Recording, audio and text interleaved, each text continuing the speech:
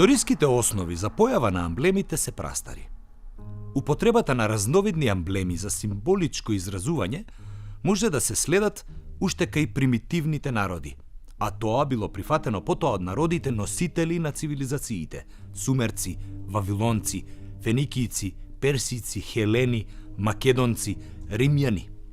Амблемите, како специфични символи, станале составен дел од секојдневниот живот на овие антички народи кои ги поставувале на печати, монети, архитектурни објекти, садови, на клуновите на бродовите и така натаму.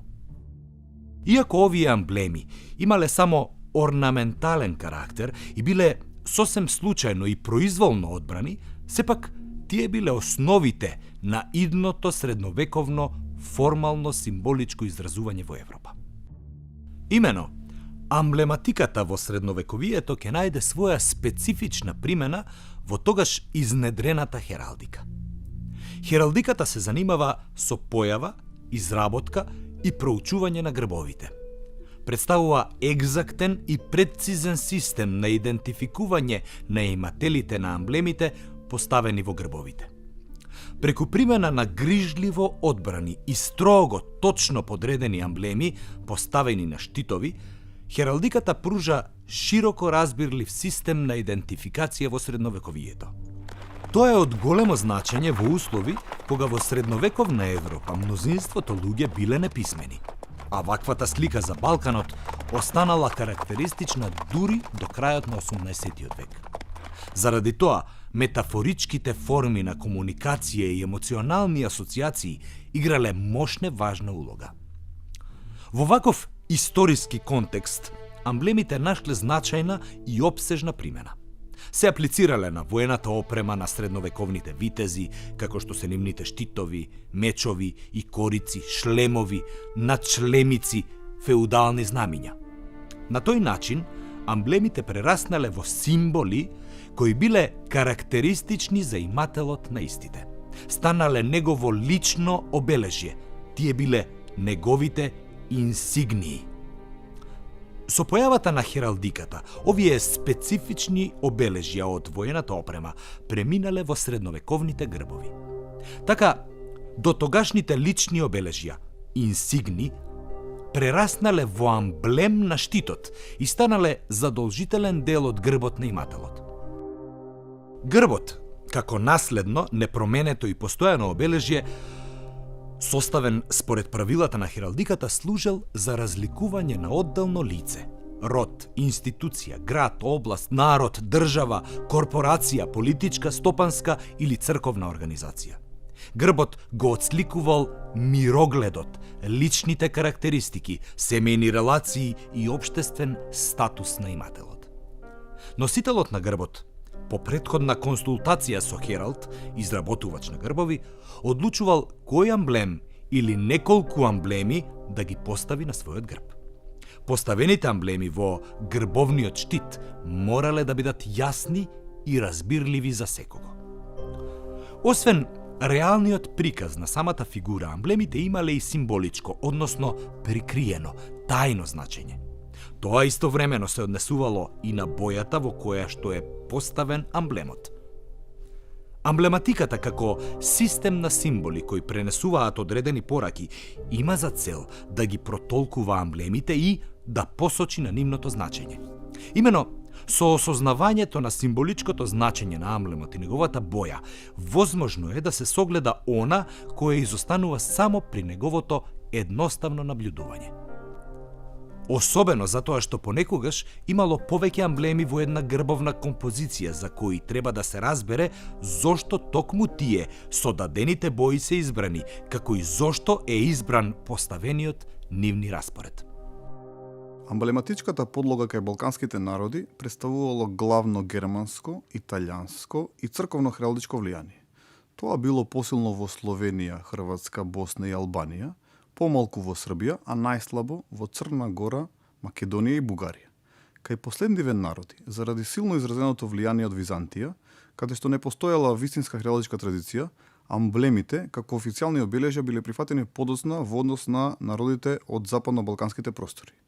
Така, заради западноевропското влијание, придонело за можна рана појава на организирана употреба на амблемите во западните делови на Балканот.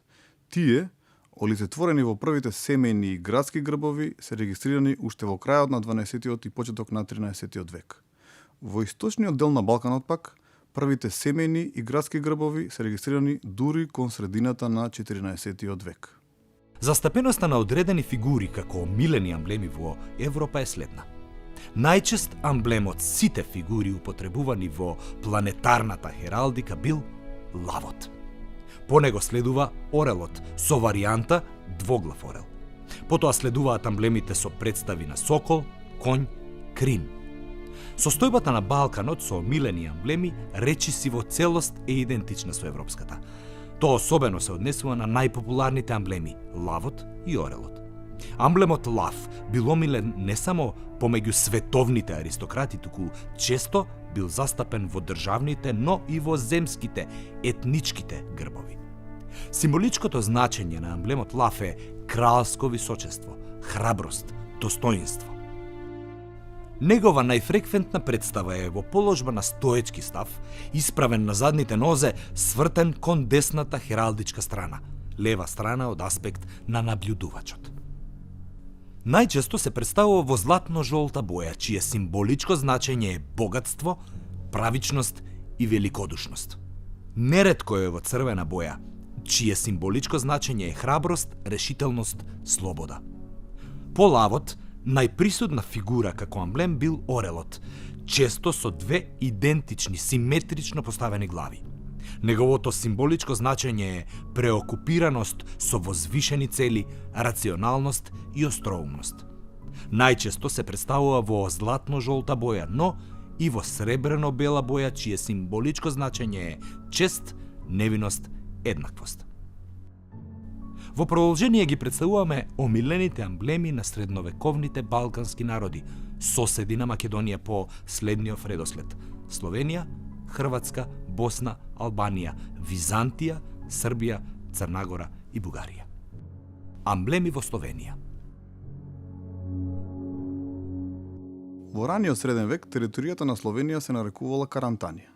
Со тек на време, во развиниот среден век, на оваа земја се издвоиле неколку посебни покрајни. Крајнска, со центар во денешна Љубљана; Штаерска, со центар во Целје; Корушка, со центар во Целовец, денешен Клагенфурт, како и Приморска, односно Горичка, центар е денешна Горица.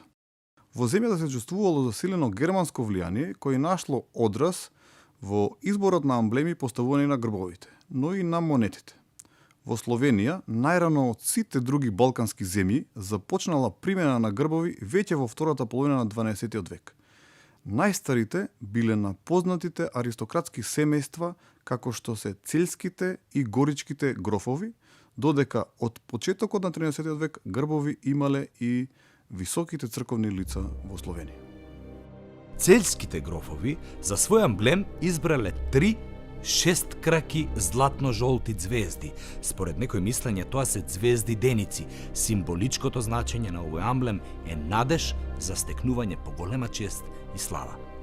Ги аплицирале на грбовен штит во сина боја, символизира убавина, заедништво, покорност, во формација 2:1. Цельските грофови со тек на време на својот грбовен штит поставиле уште и црвено-бела наизменично поставена подлога, која ја аплицирале во првото и третото поле од четворно разделен штит со германска форма. Горичките грофови користеле идентични бои на својот грб, но нивен амблем бил златно-жолтиот лав. Тој бил поставен во позиција исправен на задните нозе на сина подлога, на накосен од десно штит во првото поле. На второто поле во грбот бил аплициран наизменично бело-црвен пресечен деминутив. За разлика од Европа, во Словенија многу рано се појавиле покраинските грбови, најпрво на Штаерска и Корушка, потоа и на Крајнска. Дури кон средината на 14-тиот век се појавиле првите градски грбови, кои во Европа редовно се појавувале пред покраинските. Амблем на покраината Штаерска бил пантерот, чие символичко значење е храброст, која се граничи со безмилосност. Сушност, Пантерот бил амблем на целата земја Карантанија, старото име за Словенија. Карантанскиот пантер бил во црна боја, чија символика е благоразумие, смиреност, дисциплина. Имал црвени ногти и црвени рокчиња, со символичко значење сила и среќа, како блуе оган од устата. Огнот символизира ентузијазам и жар. Овој амблем е препознаен и како амблем на Штаерска, но во бела боја. Белиот пантер е поставен на грбот на покраината Штаерска, каде е аплициран на зелена основа, чија символика е изобилие, радост и надеж. Покраината Корушка за свој амблем имала 3 црни лава, кои нашли израз во грбот на покраината Корушка. Таму се представени во првото поле на златна основа од расечен штит во позиција на лесен од сокрената десна шепа, но долниот црн лав заради стеснетиот простор наликува дека е во позиција исправен на задните нозе. На второто поле од штитот има представа на хералдичка фигура појас во бела боја на црвена основа. Амблем на Краинска е орелот. На грбот на покраината Краинска орелот е поставен на штит со варјашка триаголна форма, најстара форма на хералдички штит. Поставен е во анфас, со свртена глава кон десната хералдичка страна, со расширени крилја и отворени нозе. Тој најчесто е во сина боја, но се сретнува и како бел орел. Представен е на бела, но и на златна основа, а кога орелот е бел, тогаш е поставен на сина основа. Во некој случај има круна на главата, чие символичко значење е врховна власт, господство и интегритет. Наградите на орелот има представа на полумесечина, која символизира укажана чест од милостивиот сизерен владетел. Месечината е шахирана во наизменично црвено-бели, но и црвено-жолти полиња. Во грбовите кај некои поголеми градови на територијата на Стара Карантанија, карактеристично е присуството на амблемот змеј, чие символичко значење е заштитник, посебно заштитник на богатството. Таков е примерот со грбовите на денешна Љубљана и Целовец Клагенфурт. Кај двата грба амблемот е зелен змеј поставен на црвена основа. Во првиот случај зелениот змеј стои врз белиот градски порткулис, влезната порта, а во вториот случај е представен во лед пред бела градска кула. Амблеми во Хрватска. При изборот и употребата на амблеми кои се представувале на грбовите и на монетите во Хрватска, видно изразени биле германското, италијанското, унгарското, како и црковното влијание. Во почетокот најсилно се почувствувало црковното влијание од Ватикан, при што прво се појавиле официјалните обележја, инсигнии на највисоките црковни лица. Во текот на 13 век се јавиле и првите семејни грбови, а потоа се востановиле и градските грбови. Во текот на 15 век се појавиле и покраинските грбови на Далмација, Славонија и Загорје, односно Хрватско Загорје, додека хрватскиот земски грб се појавил дури во почетокот на 17 век. Најстари познати амблеми кои се употребувале на монети во Хрватска уште од самиот крај на 12 век биле бела сребрена полумесечина, над која е поставена златна шесткрака звезда. Некои сметаат дека е тоа деница. При пренесувањето на овие амблеми на грбовниот штит на областа Хрватско Загорје, тие најпрво биле поставени на сина подлога во овален италијански штит, а подоцна се сретнуваат поставени на црвена подлога на квадратен шпански штит. Овие два амблема ќе најдат примена и во грбовите на одредени аристократски семејства, како и на градски грбови на територијата на Хрватска, например Загреб, Вараждин. Кај други видни хрватски аристократски семејства и значајни градови ќе бидат во употреба и други амблеми. Така, Шубиките и Франкопаните за свој амблем ќе го препознаат црвениот лав. Лавот, кој кај Шубиките е крилест и стои исправен на една нога, е поставен на златна позадина. Кај Франкопаните всушност има два лава исправени на една нога и свртени еден кон друг, како држат кугла. Двоглавиот црн орел, кој гледа во лево, а со една нога стои на карпа и има чуп со вода поставен на црвена позадина на овален штит ќе стане препознатлив знак за градот Риека. Покрајината Далмација за свој амблем имала 3 идентични леопардови глави, чие символичко значење е храбар и истраен воин, кој се бори хазардно со сила и храброст. Тие нашле одраз во покраинскиот грб, каде се представени во жолто-златна боја на сина подлога. Поставени се во анфас, крунисани во позиција 2:1. Ваквиот провинцијски грб најрано е засведочен во почетокот на 15-тиот век. Амблемот на Славонија е куна, која во хералдиката е идентична со амблемот ласица, со символичко значење бестрашен воин кој се бори против големо зло, како и внимателност, будност. Куната нашла свој одраз на монетите од првата половина на 13-тиот век, но исто така и во провинцијскиот грб од крајот на 15-тиот век, 1496 година, каде е представена во природна боја, која е во лесен трк, аплицирана на сина подлога. Тука куната е поставена во хералдичката фигура појас, кој најчесто е омеѓен со 2 бели сребрени бордури. Најстарите биле зелени, па потоа и црвени, кои ги репрезентираат 2 големи реки во областа Сава и Драва. Во полето над појасот се наоѓа златно-жолта шесткрака звезда, која понекогаш била и црвена, па и сребрено-бела. Но подоцна, во 16-тиот и 17-тиот век, како амблем на Славонија се сретнуваат и 3 кучиња загари во трк. Символичкото значење на ловечкото куче е храброст, предпазливост, верност. Нивните бои варираат, црвени на бело поле, но и бели на зелено поле. Карактеристичен и мощен редок е амблемот на класичната Хрватска. Тоа се 5 пати по 5 наизменично поставени шахирани црвени и бели квадрати на грбовниот штит, од кои 13 се црвени, а 12 се бело-сребрени. Првото поле во горниот десен хералдички агол, лево од аспект на наблюдувачот, е црвено.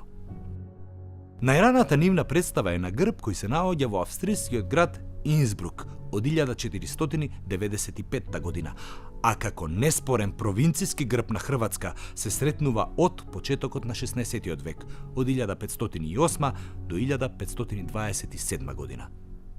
Нивниот број понекогаш варирал во соодност 5:4, 4:4, 7:4, па дури и 8:8. Постои мислење дека овој амблем ја отсликува најстарата балканска словенска историја на Хрватска, поточно територијата на црвена и бела Хрватска. Сите овие амблеми силно се врежале во колективната меморија на населението во посочениве области, така што тие обстоиле како амблем за нивна идентификација и ни следните столетија до денешни дни. Како самостојни постоеле се до 1616 година, кога како такви го формирале земскиот, етничкиот грб на Хрватска. Со тек на време, територијата на Хрватска се проширувала и врз областа Истра и градот држава Дубровник. Така Истра, со незиниот препознатлив амблем златна коза, со символичко значење постигнување на целта со политички средства, а не по насилен пат, со црвени рогови и копита, поставен на сина подлога, на овален штит, била вклучена во рамките на хрватските амблеми. Истото се случило и со сино-црвените паралелни појасни линии, вообичаено 4:4, од Дубровничкиот грб. Најстарите представи кои потекнуваат од 11-тиот и од 14-тиот век имаат сребрено-сини појасни линии. Сите овие амблеми нашле свое место во актуелниот официјален хрватски државен грб, кој е представен во 5:5 црвено-бели квадрати на штитовно поле, над кое се наоѓа круна со 5 помали штитови, која во благ лак се спојува со десниот и левиот горен дел од штитот. Во крунските штитови поставени се од хералдичко десно кон лево амблемите на Загорје, Хрватско, Дубровник, Далмација, Истра и Славонија. Шареноликоста на амблемите присутни во различни грбови од Хрватска несомнено го иницирале појавувањето на најстариот печатен хералдички труд со грбовите на сите јужни Словени. Стематографијата на Павао Ритер Витезовиќ, ракопис од 1694 година, кој е отпечатен во Виена во 1701 година. Амблеми во Босна. Босанските амблеми се појавиле под влијание на Хрватска, Дубровник и Унгарија. Во Босна амблемите најпрво се аплицирале на семените грбови. Најстарите потекнуваат од средина на 14 век, а нивниот број се зголемил во текот на 15 век. Познати се и босанските владетелски амблеми и инсигнии. Тие се видливи во грбовите на династијата Котроманичи и кај највидниот нивни владетел Твртко, како и кај инсигниите во вид на монограм кај хумското аристократско семејство Косачи. Како амблеми во Босна, слично како и во Словенија и Хрватска, исто така се појавуваат сребрено-белата полумесечина и шесткраката златножолта ѕвезда над неа. Овие амблеми нашле свој израз во босанскиот грб. Поставени се на мал црвен квадратен штит, кој стои пред две вкрстени црни греди, кои се аплицирани на голем правоаголен француски штит во златно-жолта боја. Над штитот стои кралска, понекада царска круна. Како амблем кај едно од тамошните најмокни аристократски семејства, Котроманичи, се појавува кринот, бил омилен и во Франција, каде се именува флер де ли. Неговото символичко значење е духовна чистота и е карактеристичен знак за Девица Марија. На грбот на Котроманичите се поставени 6 златни кринови на сина основа на отсечен, стилизиран варјашки штит. На штитот всушност е аплициран хералдички амблем, превес, поставен од десно, а амблемите се поставени над и под превезот. Во горното поле тие се распоредени во формација 2:1, додека во долното поле се поставени накосено во формација 1:1:1. Над штитот има шлем и надшлемник со перјаница од каде се спушта сина наметка.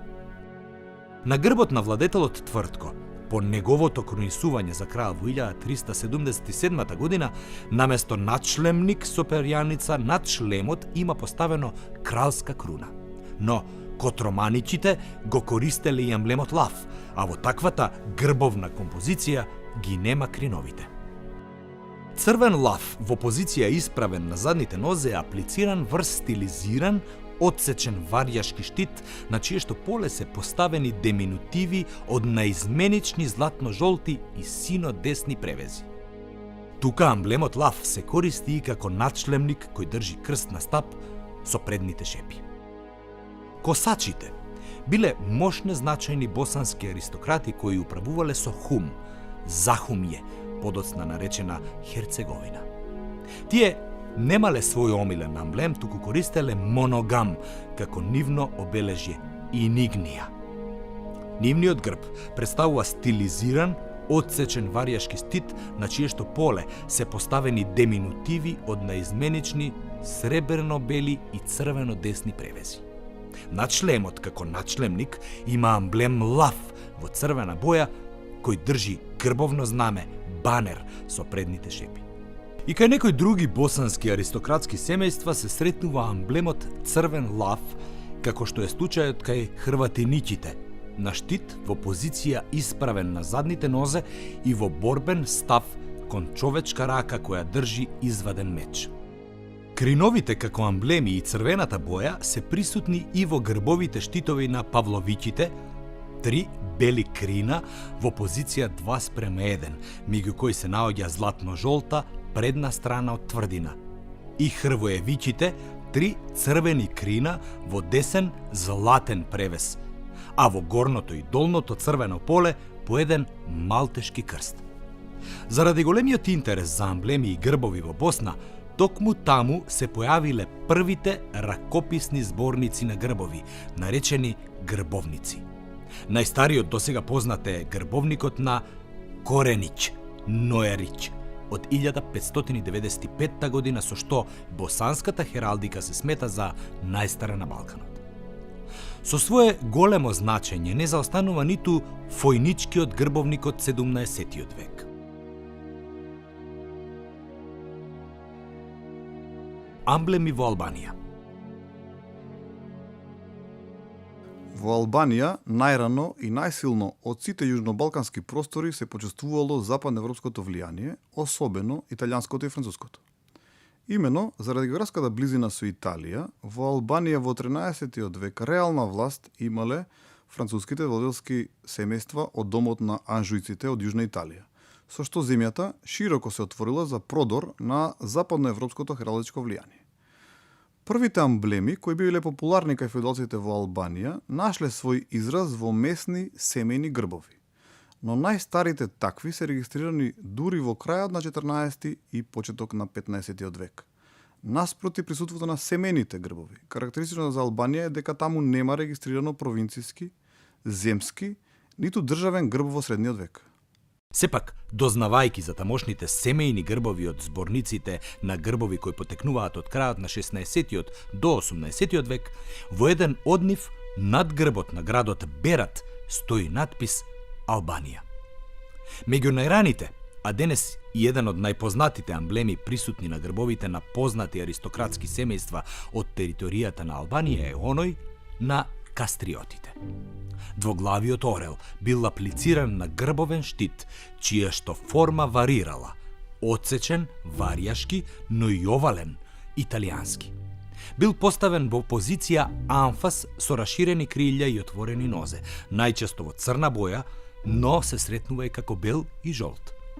Во горниот дел на штитот е поставена хералдичка фигура стропилорок, популарно наречен шеврон, обратно поставен, односно превртен. Во тоа поле е аплицирана жолта, а понекогаш бела шесткрака звезда. Над штитот во одредени случаи има шлем, наметка и црвен двоглав орел како надшлемник. Највидниот представник од кастриотите, Герк, наречен Скендербек, е препознатлив по символот шлем со надшлемник, козја глава со долг рок. Дуќаѓините важеле за мощно влијателно семејство во Северна Албанија. Нивниот амблем бил сребрено-белиот орел кој нашол израз во нивниот грб, каде е поставен на сино поле во амфас со раширени крилја и нозе свртени со главата кон десната хералдичка страна. Најстакнатиот представник на ова феудално семејство, Лека Дуќаѓини, како свој амблем ја имал фронталната страна од бел замок поставен на сино поле. Врз замокот била поставена горна половина од двоглав црн орел со раширени крилја. Аријантите за свој амблем го имале жолто-златниот двоглав орел. Тој е видлив на нивниот грб, каде е представен со раширени крилја и отворени нозе, поставени на сина позадина.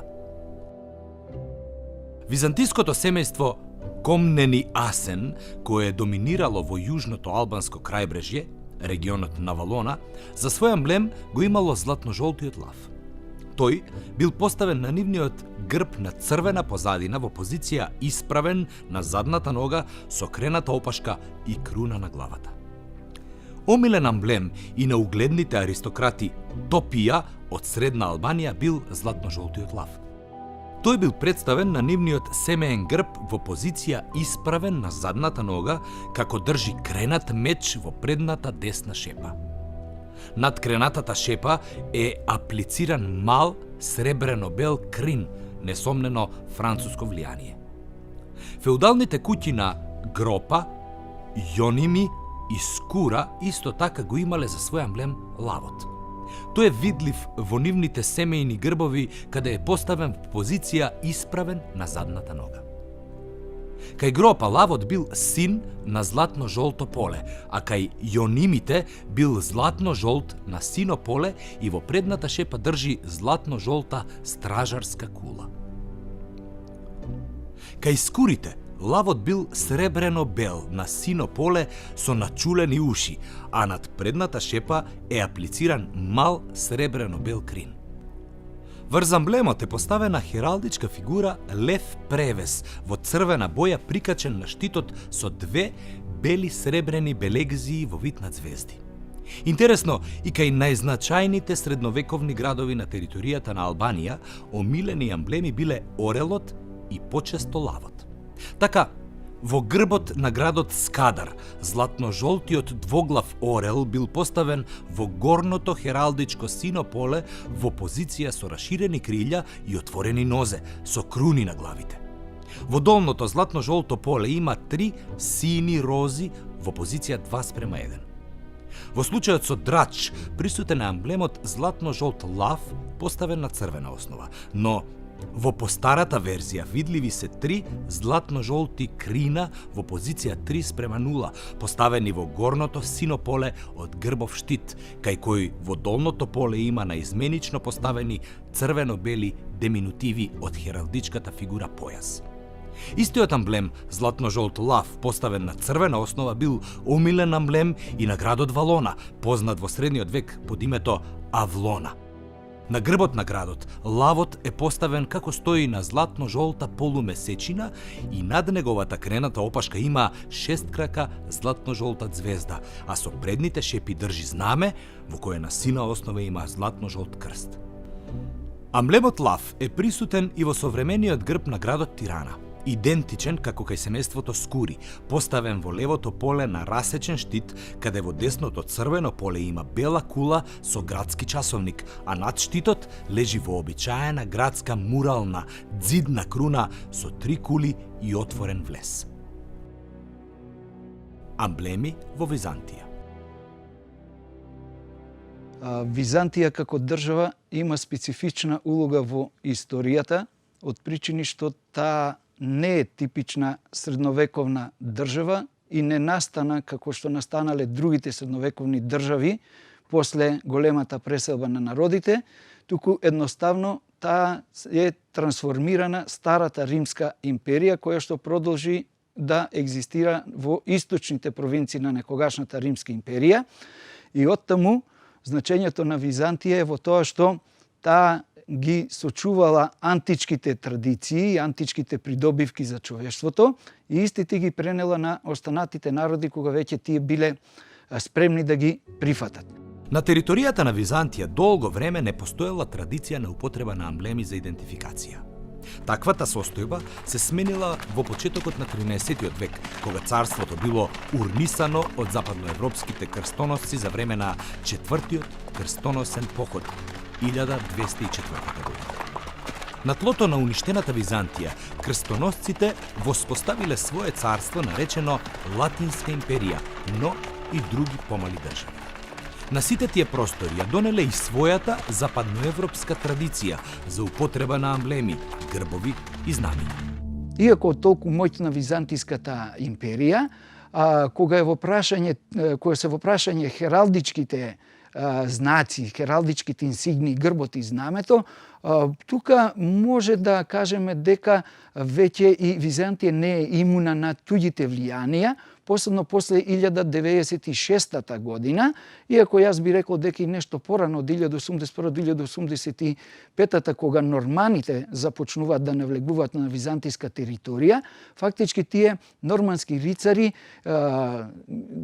носат на своите обележја на штитовите и типични оние грбови со хералдички обележја. И тука византиските големопоседници веќе почнуваат да се огледаат на западните рицари, што особено дошло до израз после првиот крстоносен поход од 1096 година и од тогај започнуваат во Византија да се шират тие западни влијанија во однос на хералдичките обележја, односно на грбот и знамињата кои што означуваат веќе и територијална припадност или припадност на одреден град.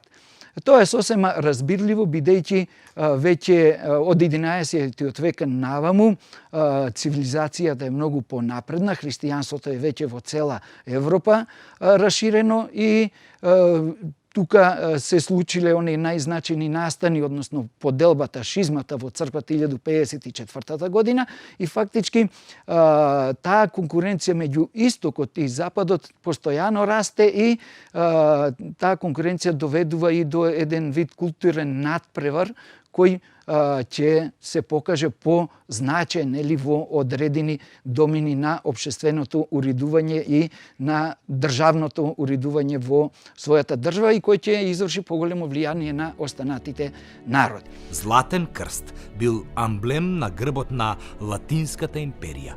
Крстот, како амблем присутен во разни форми, означува припадност кон христијанството и верба во Бога. Тој е поставен преку целиот штит, така што го дели на 4 полиња со црвена основа. Во горните две има аплицирано по 5 златни крста во позиција 2:1:2, а во долните две полиња има по 4 златни крста во позиција 2:1:1. Средниот крст во сите полиња е поставен во кружница.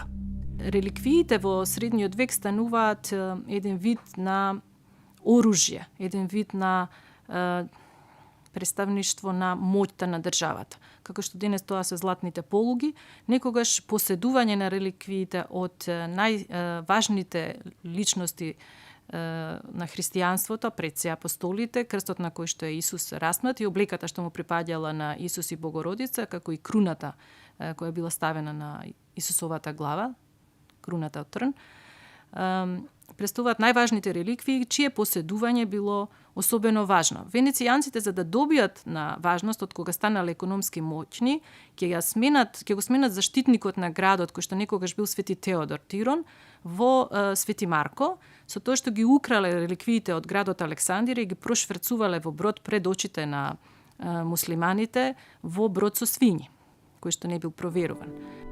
Бројни други западноевропски амблеми и грбови започнале да се истакнуваат на тлото на некогашна Византија се до 1261 година, кога византиската династија Палеолози владее од 1261 до 1453 година ја ликвидирала Латинската империја. Обновената Византија и палеолозите биле потолерантни кон Западот и во хералдички поглед тоа се одразило со почеток на употреба на грбови. Како свој амблем, палеолозите го избрале двоглавиот златно-жолт орел. Во нивниот грб е представен во позиција со расширени крилја и отворени нозе на црвена основа со круни на двете глави и една поголема во средината над главите. На кружен штит наградите се иницијалите на палеолозите. Кон крајот на 14-тиот и почетокот на 15-тиот век, грбот на оваа царска династија станал и византиски државен грб. Дел од припадниците на династијата и династиите што претходно владееле во Византија, Дуки, Ласкариди, Ангели, ке заземат своји подрачја на Балканот, како што е Трапезунд, Епир, ке ги држат како независни феудалци, но тоа сепак не е Византија. И веќе со создавање на нова династија, со влегување на нова династија на власт, таа секако не сака да ги користи символите на претходната династија и таа промена веројатно водела кон усвојување на златниот двоглав орел на црвена позадина, кој што представува удвојување на римскиот едноглав, односно нормална верзија на орел од Римската империја. Да не заборавиме, Византија е фактички титуларно држава која се именува и понатаму како Римска империја, а името Византија е многу подоцна дадено на овој вид на држава. Според некои размислувања, двоглавиот византиски орел представувал хармонија на сфери, единство на Василевсот, царот и патриархот, односно совршен символ на единство на световната и црковната власт во нивното минливо овоземно служење на Севишниот Бог. Амблемот двоглав орел бил користен и како амблем на највисоките византиски аристократи, како и од Константинополската патриаршија. За време на периодот на палеолозите, предпоставеното византиско знаме било така наречено тетраграмски сребрено-бел или златно-жолт крст на црвено поле со 4 букви В, честопати интерпретирани како очила, со иста боја како крстот поставени во секој од 4 агли. Зачетоците на организираната употреба на амблемите во Византија поттикнале интерес кај балканските народи каде Византија имала културно, црковно и политичко влијание – Македонија, Србија, Црнагора, Бугарија. Така, Почнувајќи од 13-тиот век, најпрво иницирана од Латинска империја, а особено во текот на 14-тиот век, хералдичката слика видно се променила и на Јужниот Балкан. Некаде од 10-тиот век е забележливо и византиското влијание во Русија, бидејќи покрстувањето на русите се извршило под византиски образец. Истото тоа, веќе рековме, се приметливо и во Бугарија, и во Србија, па се приметува и на територијата на Македонија, која што и најдолго време фактички била во составот на Византиската империја и каде што имаме минијатури, барем што се однесува до градот Солун, за користење на византиско знаме. Потоа, непосредно пред паѓањето на Солун под турска власт, еден период со Солун управуваат венецијанците, па имаме присуство на венецијанско знаме, дури има и запис дека венецијанскиот управник го поставил венецијанското знаме на плоштадот во Солун, и кое што се веело до 1430 година, до падот на Солун под турска власт. Амблеми во Србија. Во Србија се до средината на 14-тиот век немало развиена амблематичка практика, ниту пак организирана хералдика. Тоа ќе се случи во времето на царот Стефан Душан, која проширил државата до границите на Босна и Хрватска на запад, Бугарија на исток и Византиска Тракија, како и Тесалија на југот. Најпрво како идентификација за старите српски земји, Рашка ќе биде истакнат амблемот Потковица. Нејзино символичко значење е добра среќа. На грбот на Рашка, поставен на германски одсечен штит, се аплицирани 3 сребрени потковици свртени надолу во формација 2:1 на сина основа, а над грбовниот штит лежи круна. Најпознатата владетелска династија во средновековна Србија, Немањичи, за свој амблем го имале сребрено-белиот двоглав орел. Го поставиле на нивниот грб во позиција со раширени крилја и отворени нозе на црвена основа. Во втората половина на 14-тиот и почетокот на 15-тиот век, своите омилени амблеми ги истакнувале на грбови и другите видни владетелски и аристократски семејства. Лазаревичите за свој амблем исто така го имале двоглавиот орел. На нивниот грб тој бил представен во златно-жолта боја со раширени крилја и отворени нозе на црвено поле. Над штитот лежел обмотан зелен змеј, врз кој е поставен шлем, а како надшлемник има златно-жолти рогови. Бранковичите најпрво за свој амблем го имале црвениот лав. Го поставиле на нивниот грбовен штит со бела основа во позиција исправен на задната нога, како стои меѓу 2 воловски рогава сина боја. Над штитот има шлем со сина наметка, над која е поставен змеј со раширени крилја, најчесто во златно-жолта боја. Но од почетокот на 15-тиот век, кога станале владетели на деспотовството Србија, го промениле својот амблем лав и на својот грб истакнале глава од вол бик, која символизира јунаштво, храброст и великодушност. Во новата грбовна композиција, сребрено-белата воловска глава со златно-жолти рогови е поставена на црвено поле. Над штитот има шлем, а како надшлемник се поставени сини рогови, меѓу кои има црвен лав во лесен от. Амблеми во Црнагора. Во Црнагора интересот за амблематиката се појавил под влијание на Византија, но и на Србија. Амблемите нашле израз во првите семејни грбови кои таму се јавиле во втората половина на 14-тиот век и во текот на 15-тиот век. Едно од најпознатите аристократски семејства кои имале своји имоти во денешна Црнагора, Северна и Јужна Албанија, било семејството Балши, Балшики. Нивен омилен амблем бил волкот. Сребрено-бела глава од волк на црвена основа е поставена на грбовниот штит на балшиките. Над штитот е поставен шлем, над кој како надшлемник се појавува златна круна, на која е поставена сребрено-бела глава од волк. Но понекогаш кај ова аристократско семејство се сретнува и сребрено-белата многукрака звезда, поставена на црвена основа како нивен амблем. Во 15-тиот век на територијата на Црнагора најпознато било семејството Црноевиќи. Нивен амблем бил двоглав крунисан орел. Бојата му варирала, понекогаш бил сребрено-бел, а некогаш златно-жолт. Овој амблем секогаш бил поставен на црвена основа во позиција со раширени крилја и отворени нозе.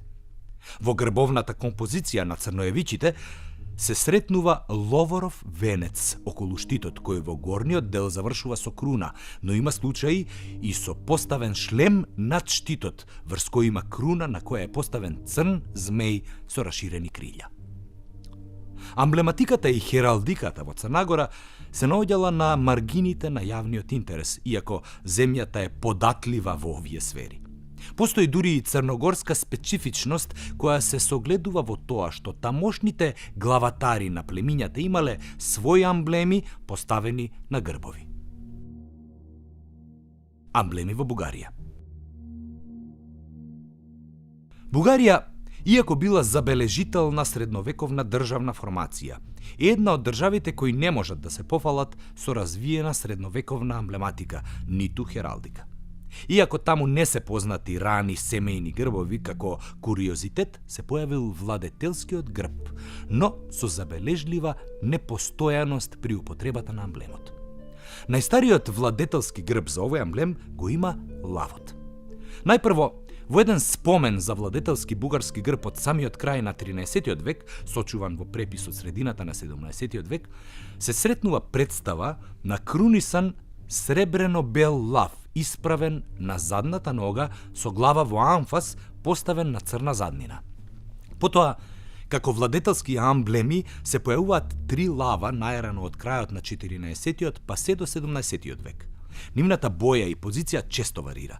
Црвени лавови поставени во златно округол штит во позиција на лесен од, еден на друг, свртени кон десно, а главите во амфас. Црни лавови во идентична формација и позиција, а еднаш и обратно позиционирани, но поставени на квадратен златно-жолт, како и златни на црн штит, а во грбовите над штитот има круна, се регистрирани во неколку други случаи. Владетелски грб со амблем глава на бивол, вол, во црвена боја која меѓу роговите има црвен крст, е забележан во повеќе наврати во периодот од 15 до 17 век. Овој амблем е поставен на златно-жолта основа, со варијанта на поставена круна врз штитот. Подоцнежниот амблем кој ја идентификува Бугарија, исто така е непостојан во неговата боја. Така, во грбовниците од 16 до 18 век, бојата на лавот варира. Најчесто е црвен, но се сретнува и златен, поставен во позиција исправен на задната нога и свртен кон десната хералдичка страна. Во некои случаи, црвениот лав се сретнува и обратно свртен кон левата хералдичка страна, кое што се смета за хералдички некоректно.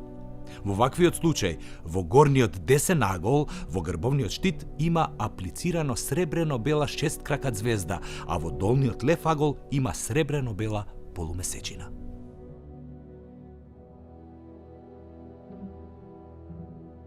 Состојбата на Балканот со омилени амблеми во средниот век, но и подоцна, генерално погледната, речиси во целост е идентична со европската.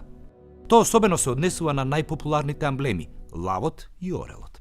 Карактеристично за Балканот е употребата на амблемите шесткрака звезда и полумесечина, кои од 19 век ќе се сметаат како еден амблем наречен Лилива, од времето на така наречената илирска идеја за обединување на балканските народи во една држава по нивното ослободување од османлиите.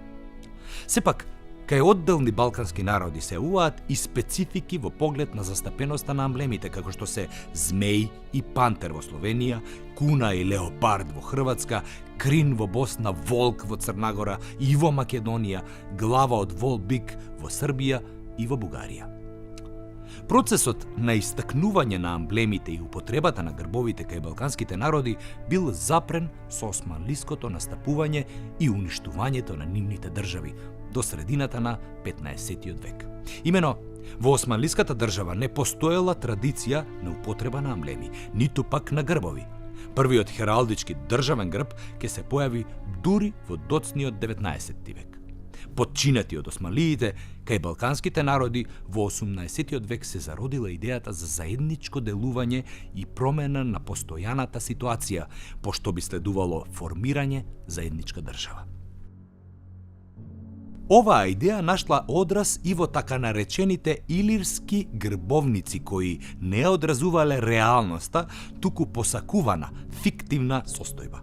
Најстариот од нив е грбовникот на Коренич Неорич, 1595 година, а од останатите позначајни се грбовите во делото Кралство на Словените од Мавро Орбини од 1601 година, Фојничкиот грбовник од 17 век, грбовникот на Витезович 1711 година, грбовникот на дојранчанецот Христофор Жефарович 1741 година. Во предпоставениот апокрифен грб на Душановото царство, според предложката на фиктивната илирска држава, би влегле следниве народи со нивните карактеристични амблеми. Прв е македонскиот со златниот лав, втор е грбот на Славонија со трите црвени загари, трет е босанскиот со златна полумесечина и 6 крака звезда, четврти е црвениот бугарски лав, петтиот се трите златни леопардови глави на Далмација, шестиот е грбот на Србија со 4 отчила, хрватските црвено-бели шахирани коцки се седмиот грб, трите сребрени потковици на Рашка се осмиот грб, деветиот грб на Поморието со представа на рака во витешки оклоп со символичко значење за праведност и водство, со подигната сабја е последниот по позиција во штитот. На почесно место во оваа грбовна композиција е представен белиот двоглав орел на немањиците, а истакнато место во позицијата Папок добил и црвениот лав на босанските кралеви од династијата Котроманичи.